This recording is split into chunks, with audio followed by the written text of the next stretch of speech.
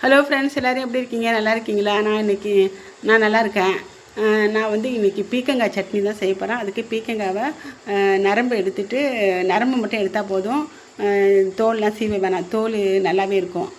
தோலை மட்டுமே கூட நான் துவையல் இருப்பேன், சூப்பராக இருக்கும். அதனால் நீங்கள் தோலை எடுக்காமையே நரம்பு மட்டும் எடுத்துகிட்டு அரிஞ்சிக்கங்க. அப்புறம் வெங்காயம், தக்காளி, பீக்கங்காய் எல்லாம் போட்டு நல்லா வதக்கிக்கணும். உளுத்தம்பருப்பு போட்டுக்கோங்க.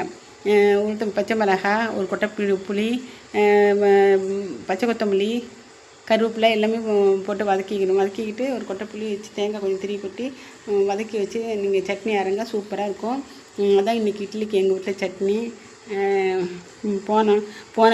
போன வீடியோவில் கேட்ட விடுகதைக்கு விடை விடுகதையும் சொல்லிடுறேன். சில பேர் வீடியோ பார்க்க வந்திருப்பீங்க, அதனால் விடுகதையும் சொல்லிடுறேன். யாரும் ஏற முடியாத மரம், கிளைகள் இல்லாத மரம், அது என்னென்னு கேட்டிருந்தேன். வாழை மரம். இந்த வீடியோவில் விடுகதை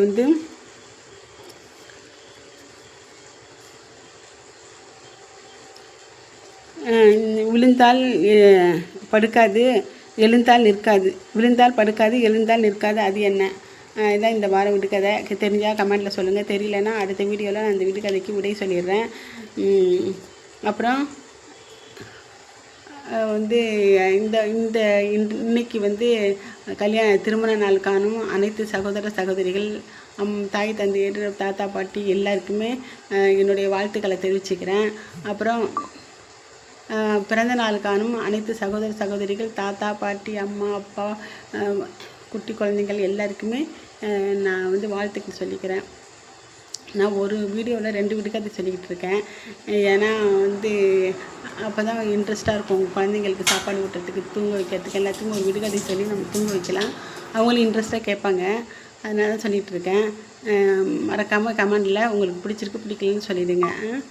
இந்த சட்னி வச்சு இட்லிக்கு சாப்பிட்டு பாருங்கள், சூப்பராக இருக்கும். ரொம்ப நல்லது. நார் சத்துக்கள் நிறைய இருக்குது.